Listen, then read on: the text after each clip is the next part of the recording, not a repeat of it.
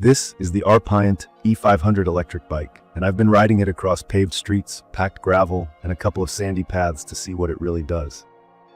In this video, I'm going to keep it simple and tell you how it feels, what actually matches the listing, and what didn't line up in my real use.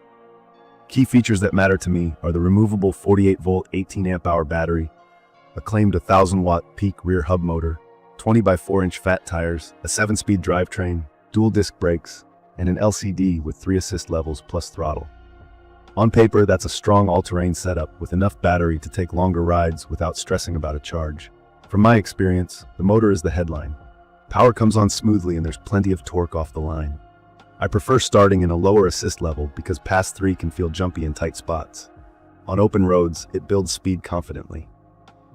Throttle-only cruising sits in the mid-20s mph on flat ground for me, and with light pedaling I saw just about 28-30 miles per hour on the display. I never hit the 40 miles per hour some ads claim, and I wouldn't plan on that as a realistic number for a fat tire e-bike with mechanical brakes. Keep in mind, top speed depends on rider weight, wind, gradient, and how the controller is tuned. My unit felt tuned for steady push rather than wild bursts, which is safer for new riders. Climbing performance is solid. Short, punchy hills didn't faze it, and on longer grades it held speed better than most budget e-bikes I've tried. The 35-degree slope claim in the listing reads optimistic to me. Think steep neighborhood hills rather than ski resort service roads. Still, this motor's torque is the reason you buy this bike. It hauls. The battery is the next big talking point. It's labeled 48-volt 18 Ah, which works out to about 864 watt-hours. That's a healthy size for this class. I ran several mixed rides using a blend of pass and throttle. With my 190-pound weight and cool late summer temps, I got around 28 to 35 miles when I kept speeds in the 15 to 20 miles per hour range and pedaled on flats. Hammering throttle at high speed cuts that to the high teens or low 20s. That matches what I expect from an 864 watt-hour pack pushing a heavy bike with fat tires. Charging time with the included charger was a little over 5 hours from nearly empty, which lines up with the spec. The battery is removable, and that's crucial. I pop it out and charge it indoors rather than drag the whole bike to an outlet.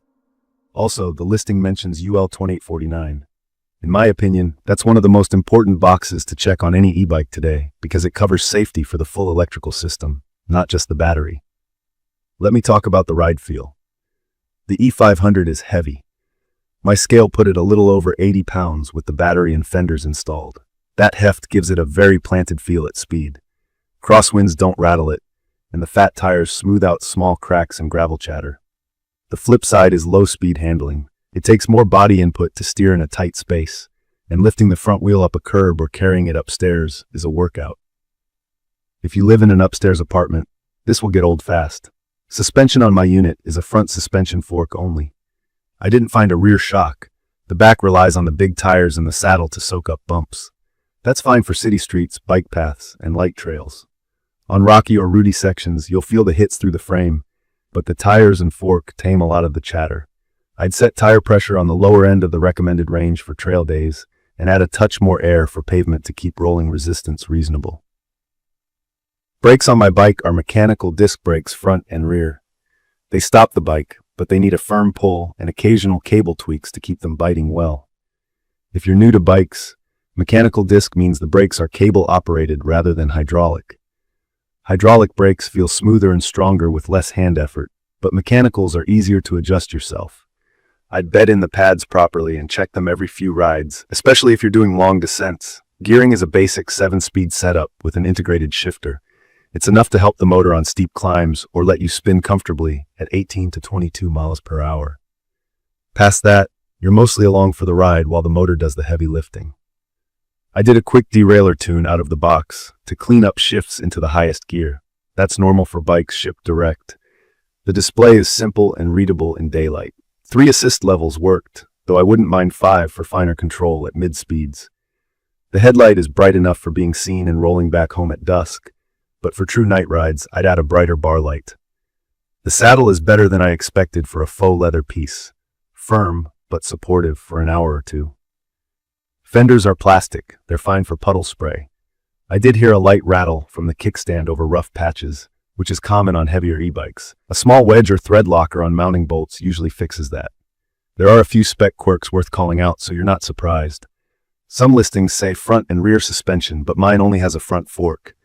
I've also seen wheel material carbon, and I can say these rims are aluminum, not carbon. Brake style is called caliper in one place and dual disc in another. What I have is dual mechanical disc.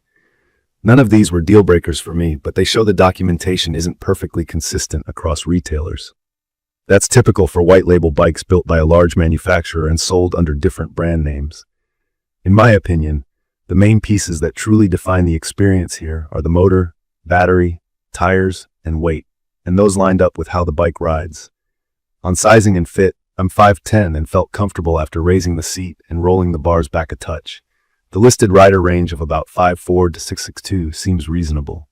The stated 300-pound weight limit is generous for this bracket, and the frame feels stout. It's high-carbon steel, and that's part of why it's heavy but durable.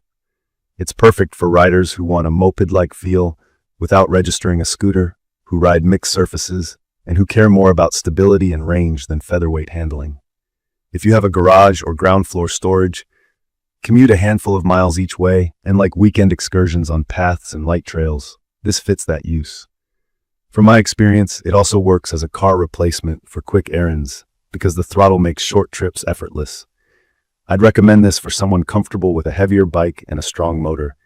Ideally a rider who has tried an e-bike before and knows they prefer the fat tire vibe. If you need to carry your bike upstairs, load it on a car rack by yourself often, or you want a nimble, flickable city bike, this isn't that. A lighter mid-drive or a slim commuter would make you happier. A quick note on speed and rules for anyone new. In many places, an e-bike that exceeds 28 miles per hour or uses a throttle above certain speeds may be restricted. If your unit arrives unlocked, consider setting speed limits in the display to keep it legal where you ride. That also extends range and eases wear on brakes and drivetrain. In my opinion, the RPINT E500 delivers what matters most in this category: confident torque, a legitimately large battery, and a stable, comfortable ride over imperfect surfaces. It isn't the most refined package, and the weight is real, but the core ride is fun and capable. If you set realistic expectations about speed and plan for the heft, it's a strong value for mixed-use riders. In conclusion, the RPINT E500 electric bike feels like a small, friendly powerhouse. It climbs well, cruises comfortably, and the removable battery keeps charging simple. The documentation quirks and mechanical brakes are areas to be aware of, but the fundamentals are solid. I'm keeping mine set up with a brighter headlight and a small suspension seat post to smooth the back end, and that combo turns it into a go-anywhere daily rider for me. Check the comments of this video for a link to see the current pricing of the RPINT E500 electric bike.